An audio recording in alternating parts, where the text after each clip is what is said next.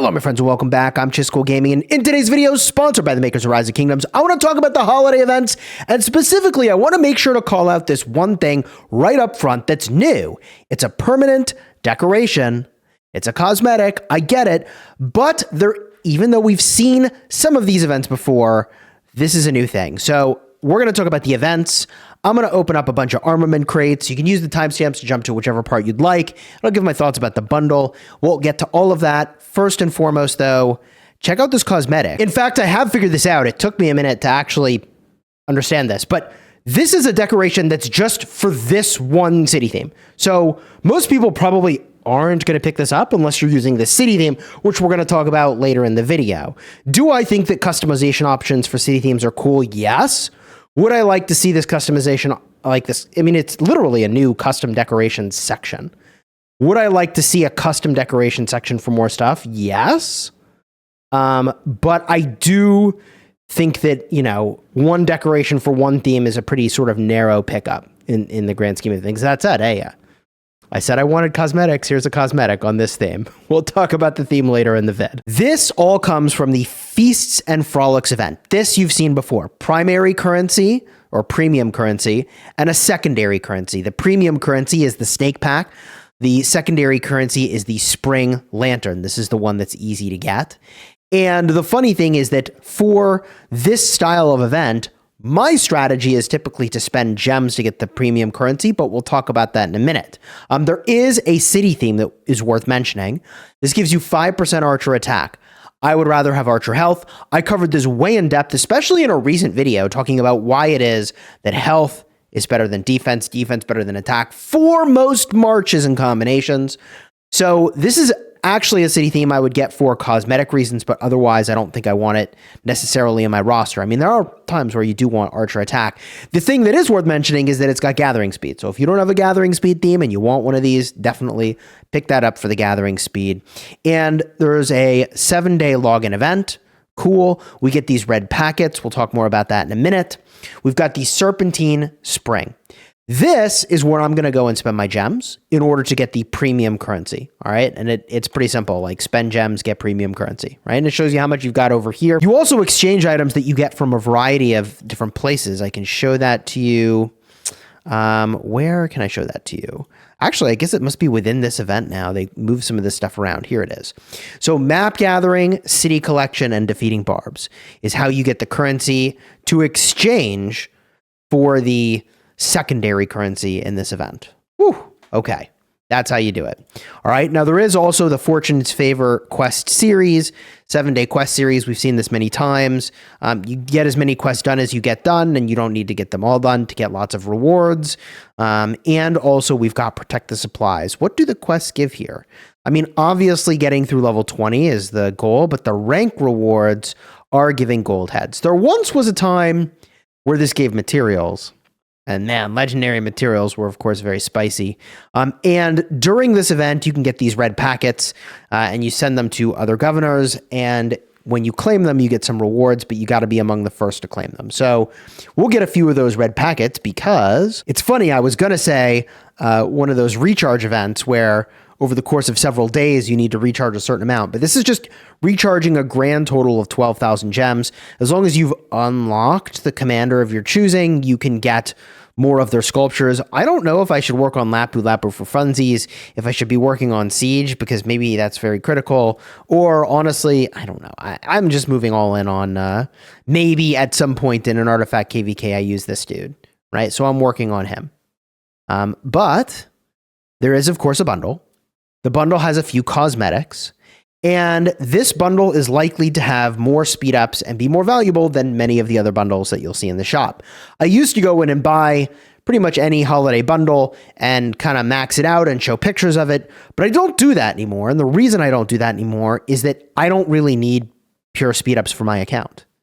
So this, even though I can get gold heads and other things, I would rather spend my gems on the event to get this currency over here and spend my money on bundles that give armaments. So that's what we're going to do in the tail end of this video. So I will pick up the $5 version and the $10 version of this bundle in order to get these cosmetics, the name plaque, which we'll go just do this now. And in case you aren't using the official Rise of Kingdoms store, did you know there's an official web store? And you can buy these things over here. They're called Flux scripts. When you buy a Flux script, you typically get about 10% of extra value in the form of these little coins over here, Flux coins. So you see I can also pay for the bundle using Flux coins, which is kind of cool. So the way to think about these Flux scripts is when you order them on their website, you get about 10% extra value depending on how you do it and what offers are available at the time. So I'm going to exchange this $5 Flux script for a $5 bundle. I can do that again to get the avatar frame, the Cloud Palace. This time it's a $10 Flux script for a $10 bundle. Link is again in the description if you want to go to that official site. And every time I mention this in a video, somebody sends me a message or leaves a comment that's like, wow, actually, I'm doing this now and I get value. Thank you. So consider using the official store. So I'm going to claim these rewards over here. Awesome. And you can see that what is awesome about this bundle is we're talking about universal speed ups and pick one resources. That's great. But like I said, no armaments. In fact, if we swing back over to the rewards over here, are there any armament reward choices? I don't think there are. I can get materials, but I'm going to spend gems to go and do that for the most part. I don't think there's any armament choices at all here, even though this is new. And this runs you 80 of these snake packs.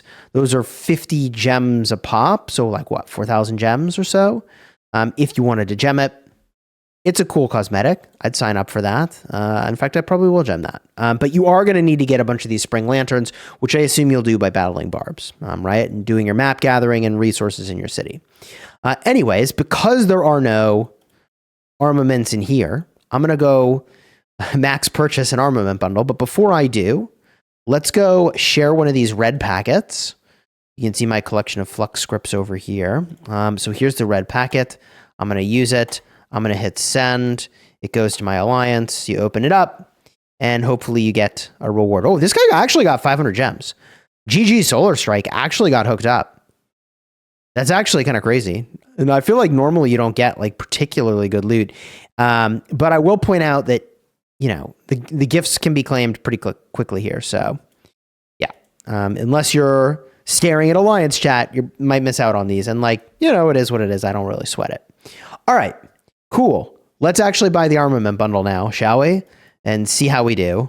Because this, in my opinion, is where I'm going to spend my money. And I typically spend to manage my gem count. So when I need gems, I buy bundles. That's my sort of strategy.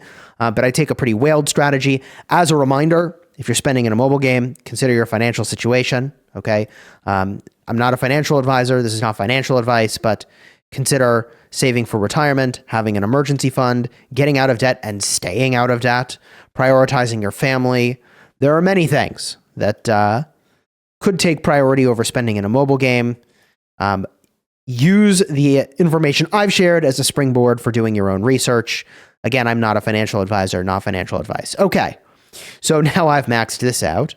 Hopefully this is a commander I one day care about, GG. But that did give me a bunch of armament crates. So let's go rip those open. And by the way, you saw I purchased that bundle using Flux scripts. I ordered those Flux scripts right before the stream and they show up instantly to the account. All right, here we go. Armaments. Woo-hoo-hoo. Now, I am opening up Echelon at this point. That is because I recently hit my pity for Legendary for Wedge Formation, which is pretty cool. So for those that didn't know, armaments have a pity. After 150 legendary armaments, you're guaranteed to get a rare legendary inscription. All right. But that's tied to each formation. So my strong recommendation before you open armaments, and I mentioned this in other videos, but I think it's so important, I'll show it again in case you didn't know. But for each formation, you can hit the info button, scroll on down. You can see when your next pity is. For me, it's 73 for Arch, and I'm 4 out of 10 on my wish list toward a legendary inscription. And I just completed this for Wedge, so you can see that I will be 0 out of 10 toward a legendary inscription. I am trying to maximize my chances of getting a legendary inscription, in case that wasn't clear. And so for me, amazingly, Echelon is 5 out of 10. Actually, kind of a bummer that like one formation's like 4 out of 10 and another's 5 out of 10, but whatever it is, what it is. The pre I don't know. Armament conversion world and the post-armament conversion world. They're two different worlds, my friends. Let's open up more echelon and see how we do. Literal nothing on this epic crate. We just recycle all of it. Okay, come on, baby. Let's go. Okay, what do we got? Okay, we recycle that and we recycle that. GG. We're really just kind of looking for rare and legendary inscriptions at this point. I'm kind of big chilling on pretty much everything else. So this account that I'm on is obviously very advanced. I've been playing the game for over 6 years now. Consider subscribing. Okay. Echelon again, please. What do we got? Nothing to write home about. Recycle it all. Now we get to the good stuff. We're going to get a double inscription. I kind of feel it. I'm kind of feeling... Okay, this is very poggers. Now, I chose Instrument as my pity for a legendary inscription. So these instruments could be really good. Triple stat low rolls. It's kind of amazing to get triple stat, triple low roll. Okay. All those are recyclable. What about this? Okay. We got a rare inscription. I don't know that this does anything for me, but we are going to lock it. That gets me one step closer to pity. Increases the normal damage resistance of the wielder's troop. I mean, I have health in this spot, which is really good, but very cool to get this regardless. Guarded, I think I can get rid of. Oh, guarded with some stats. I mean, they're not amazing. And Bluster. Bluster is kind of a cool one. Wow. I mean, we actually like kind of did some stuff over here. I'll just get rid of these for now and think more about that later. That was a thing that just happened. Okay. Wow. Let's do it again. I'm unlikely to get another really great inscription in the same video though, right? Tremors. Whenever the wielder's troop uses an active skill, it has a 30% chance to deal extra direct damage or range direct damage to all targets hit by the skill. I feel like that is kind of a neat one. I'll lock it for now just because it's like kind of unusual, but I think it's extremely unlikely that I'll do anything with that one at really any moment in time. Here we have a high health roll and a march speed. That's probably just fodder, honestly, for me at this point. Oh, I mean, this is like literally the most mid of rolls, but we'll lock it. Triple stat mid rolls. Never know when you might need something like that, I guess. Honestly, for me, it's kind of recyclable, but whatever. Let's do it again. Echelon formation. Okay, a double inscription. I told you I was sort of feeling like that was going to happen. Guardians. Takes 2% less normal damage of all types. Actually, like, kind of tanky, but whatever. Bellicose. Nah, I don't think I care about that. We check these over here. How did we do? High stats on, what do we have? What was that? All damage now. High stats on a flag would be pretty legit, honestly. Okay, double inscription. Brother, please. We know it's not legendary because my pity isn't the instrument. If this had the rare inscription, it would have been so good. Bro, what am I supposed to do with this? Line shot? Ugh.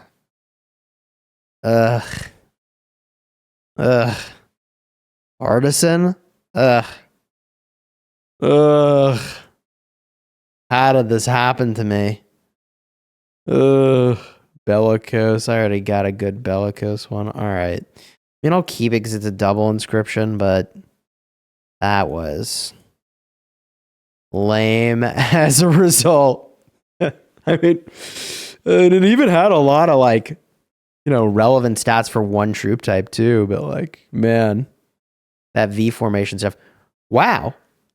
That is a decent flag. Like, I'm not excited about the 2.5 stat rolls, but the 1.7 defense is like actually legit. Okay.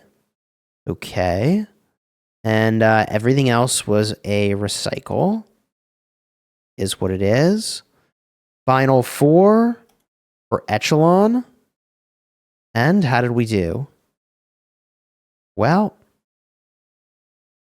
siege stats. I think I have some better siege stat armaments. I'll have to mess around with that other armament that I just got, the rare inscription, and like see if I can't turn it into something interesting. I feel like the strategy for that inscription is going to be, see, I already have a good one over here. So I think the sort of strategy for this guy would be to just transmute with one stone and see if I high roll anything and just try to high roll something on this. And it might not live on Trajan. In fact, it's unlikely to. But if I could just high roll literally any troop type and switch to that troop type, it could be good for that. To be determined. But not bad. That puts us one step closer for my guaranteed legendary. And I'm almost there. By almost, I mean maybe in a couple months. But anyways, you enjoyed the vid, throw a like on here, subscribe. That's my strategy for this event, in case it wasn't clear. If you needed the speed ups, the holiday bundle is amazing. I don't need speed ups at this point for my account. And if I was spending money on speed ups, which I do sometimes, Call of the Ancients is the bundle I'm going to buy for the expansions and all the other things that it sort of comes with it. So for me, I still spend the same amount of money I'm spending to manage my gem count. I'm just buying armaments is my game plan. All right. That is the plan. And then over here, as I mentioned, we spend the gems to get these guys. I'll do a bunch of this, right? I could do some more of this right now just because. And, you know, that's how I'll buy out all the gold heads. That's how I'll buy out all these guys over here, the materials. I'll just do it right now even, right? Like, oh yeah, and I forgot I'm going to buy that cosmetic. All right. Throw a like on the vid, subscribe. If you want to see some recent Rise of Kingdoms videos, all of cards right over here. Until next time, you have fun smashing your enemies. Take care, everybody.